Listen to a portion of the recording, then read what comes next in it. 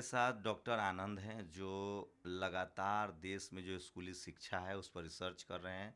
किस तरह का स्कूली शिक्षा होनी चाहिए, किस तरह से बच्चों की पढ़ाई होनी चाहिए और उसमें भी खासकर जो वंचित समाज के बच्चे हैं, एससी, एसटी, ओबीसी, माइनॉरिटी, उनकी पढ़ाई लिखाई के लिए क्या ज़रूरी है, उस पर लगातार रिसर्च कर रहे हैं। देश भर में इन्होंने दौरा किया है, साइकिल से घूमे हैं और बुद्धिज़्म के बहुत करीब हैं और ख़ुद मध्य प्रदेश में एक स्कूल भी चलाते हैं।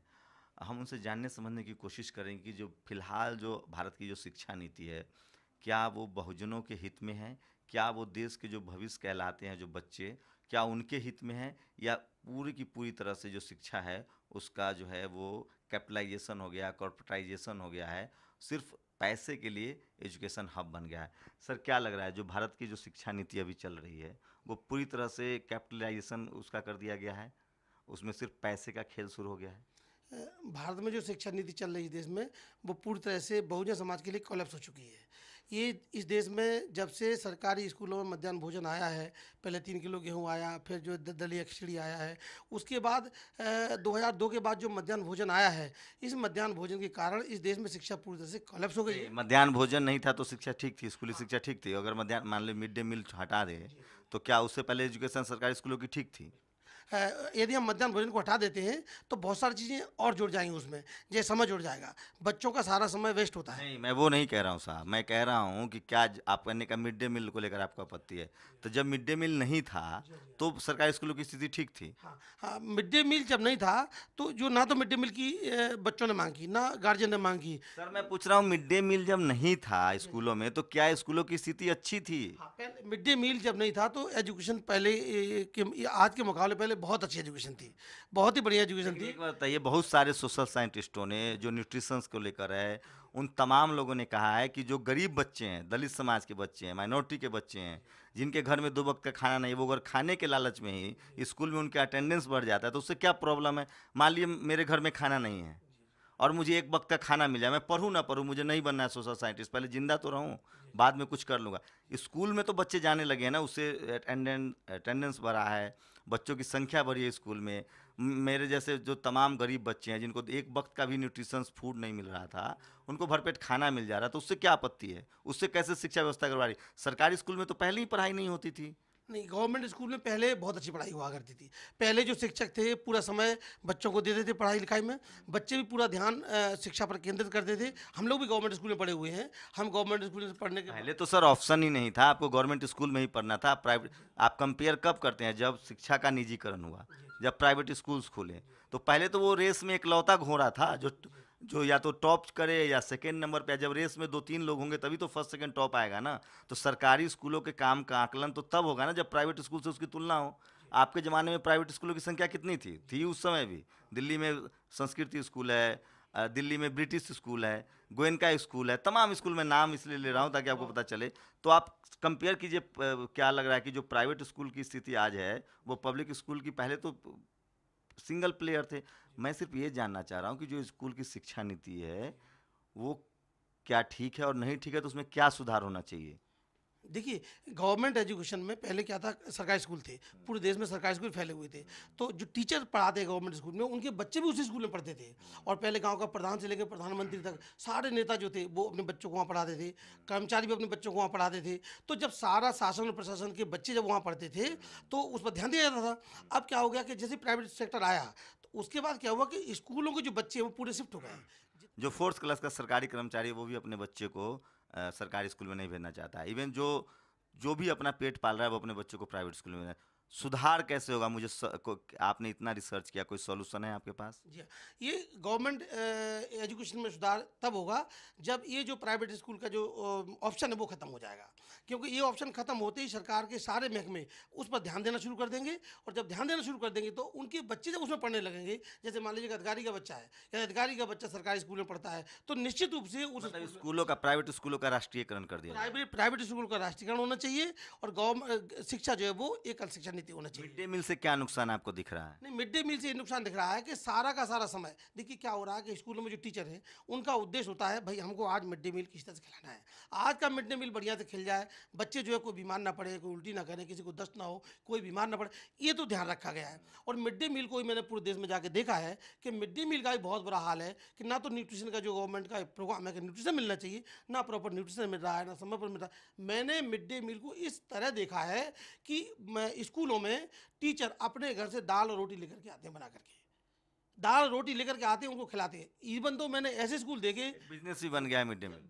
वो बिजनेस तो बन ही गया, उसमें पॉलिटिकल पूरा इन्वॉल्वमेंट हो गया है, तो बिजनेस तो बन ही गया है, लेकिन इस प्रकार से एजुकेशन को डिस्टर्ब कर दिया गया है कि जो समय जो टीचर का था वो सारा का सारा ध्यान जो है टीचर का चला गया मध्याह्न भोजन में चला गया, पूरा टाइम वेस्ट हो जाता है उधर। तो बच्चों का ध्यान भी रहता है कब भोजन मिलेगा, बच्चे पूछते भी हैं कब भोजन आ रहा है, कब छुट्टी हो रही है, कब इंटरवल हो रहा है। तो बच्चों को जो जो मोटो था बच्चों का एजुकेशन मिलना चाहिए, तो एजुकेशन नहीं, वहाँ पर बच्चों का ठहराव कोई रुका। फायदा दिख रहा है? अटेंडेंस सीट बढ़ी है, बच्चों की भागीदारी बढ़ी है, हाजिरी बढ़ी है स्कूलों में मिड डे मील से, जिनके घर में भोजन नहीं थे। कोई फायदा नहीं दिख रहा है मिड डे मील का? जैसे मान लीजिए अटेंडेंस बढ़ गई है, एजुकेशन नहीं मिल रही, स्कूल एजुकेशन के लिए होते हैं, अटेंडेंस के लिए तो होते नहीं अकेले, क्या अकेले अटेंडेंस के लिए? स्कूल का मतलब वहाँ बच्चों को एजुकेशन मिलना चाहिए। यदि एजुकेशन वहाँ नहीं मिल रही है तो अटेंडेंस बढ़ भी जाएगी, तो कल तो मजदूरी करना ही है, कल तो बेरोजगारों को रहना ही है। तो क्या कम से कम साक्षर मजदूर तो होंगे? नहीं, अगर वो साक्षर भी हो जाएंगे तो देश के किसी काम नहीं आएंगे।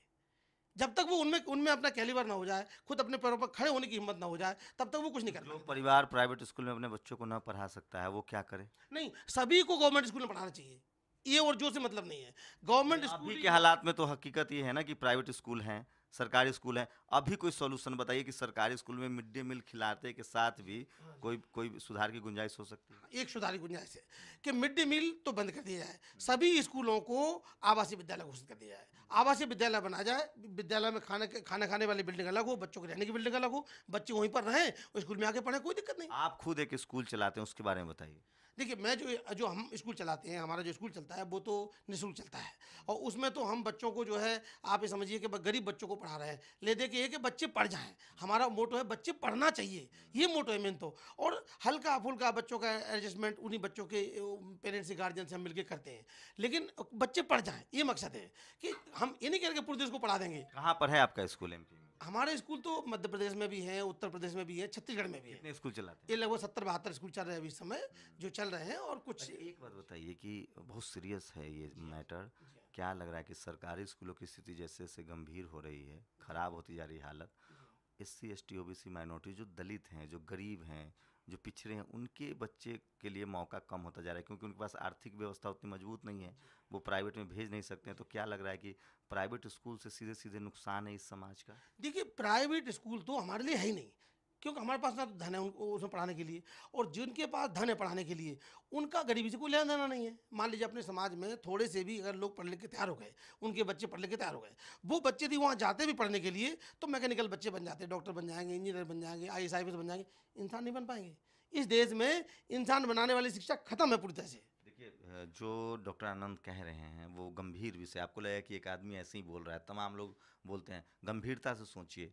डॉक्टर जो आनंद हैं वो MBBS हैं और आंखों के डॉक्टर थे, हॉस्पिटल में लेक्चरर भी थे, और उसके बाद इनको लगा कि मुझे जीवन अपने समाज को देनी चाहिए, और वो पिछले 25 सालों से लगातार देश भर में घूम रहे हैं, साइकिल से चल रहे हैं, पैदल यात्रा कर रहे हैं, और स्कूल का जो एजुकेशन सिस्टम है उस पर काम कर रहे हैं। इसलिए इनकी बातों की काफ़ी अहमियत है। और आप सही में गौर से समझिए इस बात को कि जैसे जैसे सरकारी स्कूल जर्जर होते जाएंगे, सरकारी स्कूली व्यवस्था खत्म होती जाएगी, सबसे ज़्यादा जो नुकसान होगा वो बहुजन समाज को होगा, क्योंकि आर्थिक रूप से उतनी संपन्नता नहीं है उनके अंदर कि वो अपने इस बच्चों को स्कूल में भेज पाएँ। इसलिए बहुत गंभीर है। और दुनिया के तमाम देश, जो यूरोप के कंट्री हैं, जो अमेरिका है, जो लैटिन अमेरिका है, उसमें जो एजुकेशन सिस्टम है, ट्रांसपोर्ट सिस्टम है, वो सब के सब सरकार के हाथ में है, सरकार का कंट्रोल है। और इसलिए फिनलैंड जैसे देश, अमेरिका जैसे देश, यूरोप के नॉर्वे जैसे देश जो हैं वो स्कूली जो सिस्टम है उसको ठीक करते हैं, ताकि